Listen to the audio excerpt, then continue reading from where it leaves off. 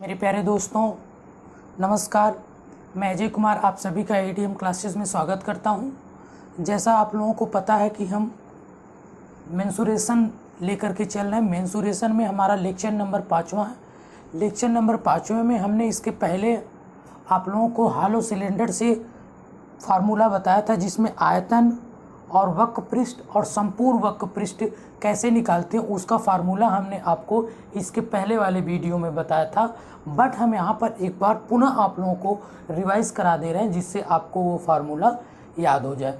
मैंने बार बार ये कहा आपको मेंसुरेशन में कोई भी फार्मूला रटना नहीं है, याद नहीं करना, सिर्फ समझना है कैसे वो चीज़ आ रही है। उस चीज़ को आपको समझ करके डायरेक्ट क्वेश्चन में अप्लाई कर देना है।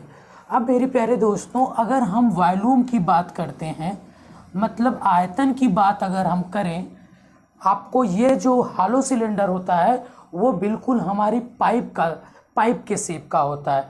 पाइप जो होती है, आप पाइप देखते हो, पाइप में बीच में होल होता है और पाइप की कुछ मोटाई होती है, जिसको हमने जो है अंदर वाले की जो है R1 त्रिज्या मान लिया, बाहर वाले की R1 त्रिज्या मान लिया और अंदर वाले की R2 त्रिज्या मान लिया। ठीक है, और इसकी ऊंचाई हमने जो है h मान ली। अब मेरे प्यारे दोस्तों, वॉल्यूम के लिए आपको क्या करना पड़ेगा? वॉल्यूम निकालने के लिए दोनों सिलेंडरों के वॉल्यूम का अंतर लेना होगा। क्या लेना होगा? दोनों सिलेंडरों के वॉल्यूम का अंतर। और आपको पता होना चाहिए कि वॉल्यूम क्या होता है? बेस एरिया इंटू हाइट होता है। आपको पता होना चाहिए कि सिलेंडर का वॉल्यूम क्या होता है? बेस एरिया इंटू हाइट होता है। तो बेस एरिया इंटू जब हाइट होता है, बेस एरिया इंटू हाइट होता है। ठीक है, अब हमने बेस एरिया इंटू हाइट होता है, लेकिन दो सिलेंडर है। हमने कहा कि इनका जो आयतन होगा वो दोनों सिलेंडरों के वॉल्यूम का डिफरेंस होगा।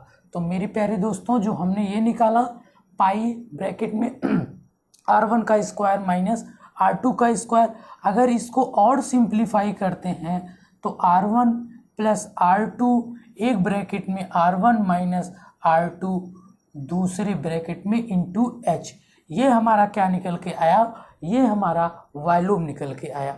अगर मेरे प्यारे दोस्तों हम कर्व्ड एरिया की बात करें या वक्र पृष्ठ की बात करते हैं, वक्र पृष्ठ के लिए हमने आपको बताया था कि दोनों सिलेंडरों के वक्र पृष्ठों का योग, दोनों सिलेंडर के वक्र पृष्ठ का योग, आप इस चीज को याद रखिए। और आपको पता है कि सिलेंडर का वक्र पृष्ठ क्या होता है? बेस की परिधि इंटू ऊंचाई, circumference of base into height. तो सरकमफेरेंस ऑफ बेस क्या होगा मेरे प्यारे दोस्तों? R1 plus R2 into H। बात समझिए, ये मैंने कैसे लिख दिया, इसी को मतलब समझिए। पहले वाले का जो आएगा वक्र पृष्ठ ये आएगा और दूसरे वाले का वक्र पृष्ठ ये आएगा। उसी चीज को हमने यहाँ पर लिख दिया। अब मेरे प्यारे दोस्तों, अगर हम टोटल वक्र पृष्ठ की बात करें, मतलब संपूर्ण वक्र पृष्ठ की बात करें, अगर हम संपूर्ण वक्र पृष्ठ के लिए हमने बताया कि वक्र पृष्ठ और 2 इंटू बेस एरिया क्या होगा मेरे प्यारे दोस्तों? आपको मैंने कल बताया था कि अगर दो बेस एरिया दोनों सर्किल हैं और बड़े वाले की R1 छोटे वाले की R2 रेडियस दी गई है और बेस एरिया हमारा ये वाला होगा, इसका आपको पता है, इसका एरिया निकालने के लिए बड़े वाले में से छोटे वाले एरिया को घटा देंगे तो हमारा क्या आएगा? ये वाला एरिया हमारा निकल करके आ जाएगा। और वक्र पृष्ठ जो हमने निकाला, पाई R1 plus R2 into H plus 2 into pi R1 का स्क्वायर माइनस R2 का स्क्वायर। समझ रहे हैं ये कैसे आया? और मेरे प्यारे दोस्तों अगर इसी को और सिंप्लीफाई कर दें तो 2 पाई R1 प्लस R2 अगर कॉमन ले लें, देखिए 2 पाई R1 और R2 कॉमन ले लें तो जो बचेगा हमारा वो H plus R1 minus R2 बचेगा। और इसी को R1 माइनस R2 को हम इसकी थिकनेस बोलते हैं, मतलब जो हमारा पाइप होगा उस पाइप की। प्यारे दोस्तों बार बार लोग पूछते हैं कि और थोड़ा लेवल बढ़ाइए। लेवल कुछ इसमें बढ़ाना नहीं, क्वेश्चन तो हम कराएंगे, अच्छे कराएंगे, आप देखेंगे तो आप सरप्राइज हो जाएंगे। लेकिन आपको यहाँ भी सीखना है, सीखिए। कुछ लोग स्टार्टिंग कर रहे हैं, जो स्टार्ट बिल्कुल कुछ नहीं आता, उनको भी हमें लेकर के चलना साथ साथ। बाद में वो धीरे धीरे जब हम प्रैक्टिस कराएंगे तो वो भी सबके साथ हो जाएंगे, सबका लेवल बराबर हो जाए, तब आनंद आएगा, सबको आनंद आएगा। अब मेरे प्यारे दोस्तों अब जो हम नेक्स्ट क्वेश्चन लेने जा रहे हैं वो बहुत इंपॉर्टेंट है, वेरी इंपॉर्टेंट। देखिए उसमें क्या इंपॉर्टेंस है, क्या आपको मेरे प्यारे दोस्तों, आपका कोई पाइप है, क्या है, ध्यान से सुनिएगा। क्वेश्चन क्या है, कोई पाइप है, इस पाइप में ना एक कोई घनाकार वस्तु डाल दी जाती है, घन के आकार की कोई वस्तु। इस पाइप में पानी भरा है, यहां तक पानी भरा है, स्टार्टिंग में ये पानी भरा हुआ है। बहुत ध्यान से सुनिए, थोड़ा सा टाइम लगेगा लेकिन आप सीख जाएंगे। जब सीख जाएंगे तो आपको ऐसे कभी कोई भी क्वेश्चन किसी भी घुमा फिरा के कुछ भी पूछेगा तो आप तुरंत समझ जाएंगे।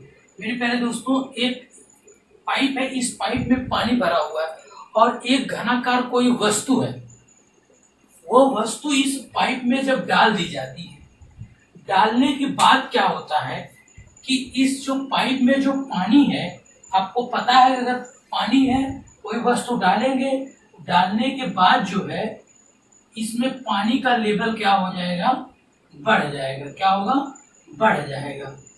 ठीक है, क्या हो जाएगा, आपको बढ़ जाएगा। अभी मैं आपको समझा रहा हूं, क्वेश्चन हम बताएंगे। अगर इस टाइप का क्वेश्चन है कि अगर कोई भी वस्तु है किसी भी जो है शेप में वो डाली जाती है, तो अगर उसकी ऊंचाई बढ़ रही है, कुछ भी बढ़ रहा है, तो मेरे प्यारे दोस्तों हमेशा याद रखिए कि जितना आयतन इस वस्तु का होगा उतना ही आयतन के बराबर उस वस्तु में जो है, उस वस्तु के आयतन में वृद्धि होगी।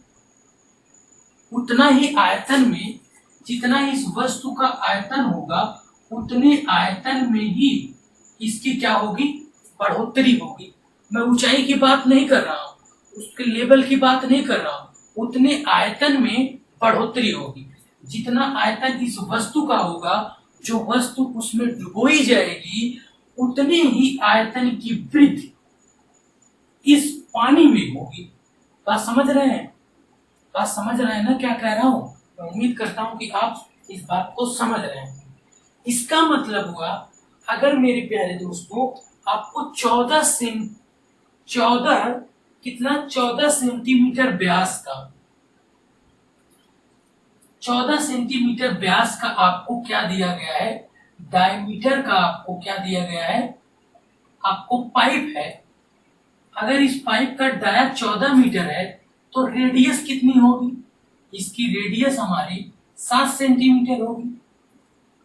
ठीक है, बात समझिए। और कह रहा है कि अगर हम क्यूब कोई वस्तु डाल रहे हैं, कोई घन इसमें डाल रहे हैं, इसके वाटर में 8 सही 9/14 8 सही 9/14 सेंटीमीटर की ऊंचाई की वृद्धि हो जाती है।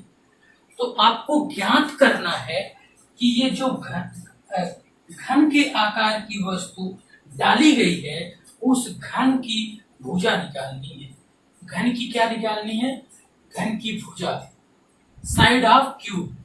क्या निकालनी मेरे प्यारे दोस्तों, साइड ऑफ क्यूब निकालनी। महत्वपूर्ण क्वेश्चन है, बहुत इंपॉर्टेंट क्वेश्चन।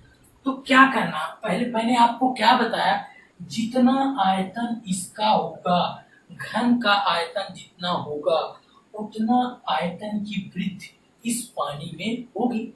अब मेरे प्यारे दोस्तों, चूंकि ये घनाकार वस्तु है, इतने आयतन h ऊंचाई में वृद्धि हो रही, तो इतने का आयतन निकाल लें।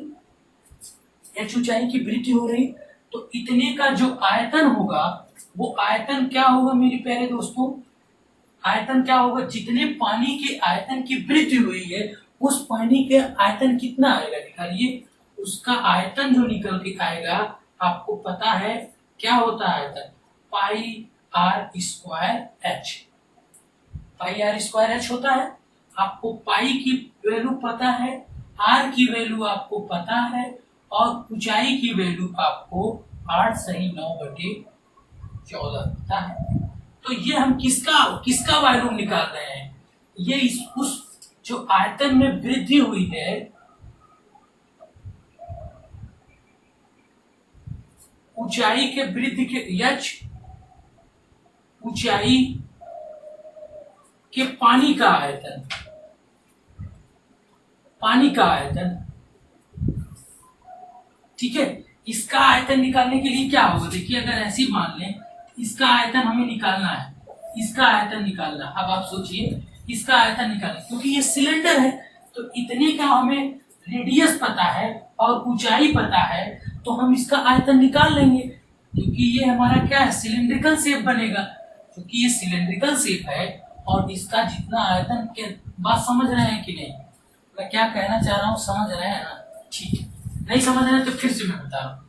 ये क्योंकि सिलेंडर है, इस वाटर में जो वृद्धि हुई है, इस वाटर लेवल में जो वृद्धि हुई है, इतने पानी का जो आयतन होगा, क्योंकि वो जो आयतन ग्रहण करेगा वो सिलिंड्रिकल शेप में ग्रहण करेगा पानी, तो इतने सिलेंडर का आयतन हम निकाल लेंगे तो ऊंचाई ये निकल के आएगा, इतना निकल के आया। और आपको पता है कि आपको जो क्यूब का, आपको पता है क्यूब की सारी भुजाएं बराबर होती हैं और क्यूब का आयतन जो होता है वो भुजा का क्यूब होता है।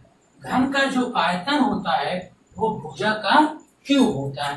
तो मेरे प्यारे दोस्तों, इक्वल्स टू हो जाएगा जो जितने पानी के वाटर लेवल में वृद्धि पे आयतन जो है वो इतना आया, और ये जो वृद्धि आयतन होगा ये आयतन इस घन के आयतन के बराबर होगा। बस इतना ही आपको इस क्वेश्चन में समझना। तो आप देखिए क्या होगा, 22/22, ये 7 इस 7 से कैंसिल, 22 पूरे 7 और गुणे 14 के 112 9 121/14, तो 7 दूना 14 और मेरे प्यारे दोस्तों 11। आपको पता है 11 गुणे 11 इक्वल्स टू यक्स क्यूब। तो यक्स की वैल्यू कितनी आई? 11 है। यक्स की वैल्यू कितनी आई? 11। अब हमने यक्स क्या माना था? क्यूब की साइड माना था। क्या माना था? घन की भुजा माना था, क्योंकि घन का जो आयतन होता है वो भुजा का क्यूब होता है। तो यक्स की वैल्यू कितनी आ गई? 11 आ गई। आप लिख लीजिए इसको, स्क्रीनशॉट ले लीजिए। मेन जो यहाँ पे बतानी चीज थी वो आयतन की कोई भी वस्तु अगर किसी भी शेप में डुबोई जाती है तो उसमें जो वृद्धि होगी उतनी ही वृद्धि होगी जितना उस शेप का आयतन होगा। बात समझ रहे हैं? उतने आयतन में वृद्धि होगी जितना उस वस्तु का आयतन होगा। मेन चीज हमारा समझाने का उद्देश्य यही था। मैं उम्मीद करता हूँ कि आपको ये क्वेश्चन आपको अच्छे लगे होंगे। आपको हमारा पढ़ाने का तरीका यदि आप लोगों को अच्छा लग रहा है या कोई कमियां लग रही हैं तो आप कमेंट बॉक्स में जरूर लिख करके मुझे अपना सजेस्ट कीजिए। मैं उसको इम्प्रूवमेंट करूंगा और आगे उस तरह से प्रयास करने की कोशिश करूंगा।